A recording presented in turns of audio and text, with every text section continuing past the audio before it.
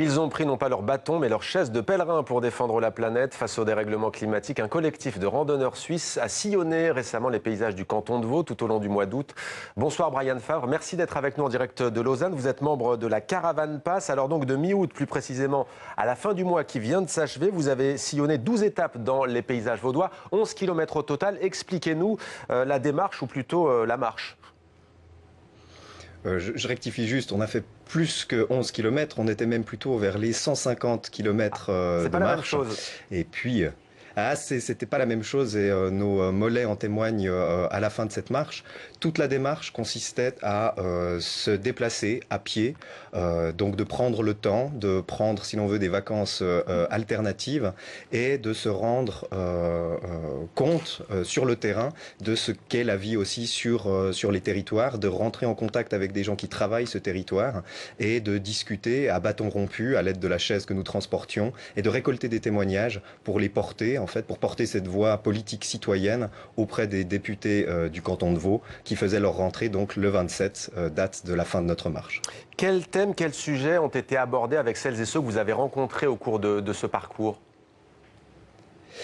La grande thématique qui a chapeauté l'entier de cette marche était l'urgence environnementale et écologique au sens large, mais nous nous déplacions avec quatre questions récurrentes que nous avons posées à toutes les personnes que nous avons rencontrées, les intervenants choisis avec qui nous avions préparé des rendez-vous et toutes les personnes, tous les citoyens, disons lambda, que nous rencontrions. Et ces questions, elles étaient larges. La première était simplement est-ce que vous trouvez dans votre perspective que la Terre, le territoire que nous habitons, a évolué et si oui, comment? La deuxième question était dans quelle mesure, comment est-ce que cela a donc évolué dans votre perspective?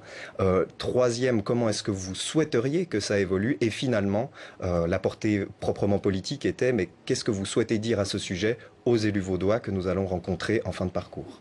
Et que veulent-ils leur dire alors ? Alors les demandes étaient très vastes et finalement parfois concrètes, parfois l'étaient moins. On a beaucoup perçu une défiance du politique. Nous, on a bien mis en avant dans notre démarche que nous ne roulions pour aucun parti. La démarche était profondément politique mais apartisane.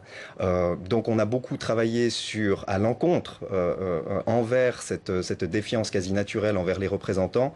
Et ensuite, la grande thématique qui revenait, c'était s'il vous plaît, faites quelque chose, bougez-vous parce que la maison brûle. Et vous avez aussi parlé d'empreinte carbone, des moyens de transport, du régime vegan, de déforestation ou encore de décroissance. Il y a aussi un agriculteur d'ailleurs qui se sent un peu culpabilisé avec la question écologique, qui dit après tout, nous les agriculteurs, on est là juste pour nourrir les familles. Qu'avez-vous pensé de cet échange ? Alors, tous ces échanges et les échanges contradictoires étaient profondément intéressants parce que, une fois n'est pas coutume, ceux qui, souvent, dans une certaine perspective venant des villes, pensent savoir et pensent avoir les bonnes solutions, lorsqu'ils chaussent leurs chaussures de marche et vont à la rencontre des gens qui travaillent véritablement et effectivement le territoire, le rapport s'inverse. Et ce qui s'instaure, c'est plutôt un rapport d'hospitalité. Donc même dans ces discussions tout à fait contradictoires, on était invités, on partageait une soupe, on partageait un verre, et on pouvait discuter beaucoup plus sereinement de ces thématiques. Et on comprenait aussi la complexité d'un monde paysan qui doit produire. C'est sa première mission, mais qui est profondément conscient aussi des désastres environnementaux qu'un certain type de production a commencé à produire sur les sols notamment. Et une fois qu'on a mis ce pied dans la porte, il est plus facile de discuter tant du versant productivité que du versant proprement écologique de la question. Alors les élections fédérales suisses approchent à grands pas, ce sera précisément le 20 octobre prochain. Est-ce que pour vous c'est une façon de mettre la pression sur ce scrutin ?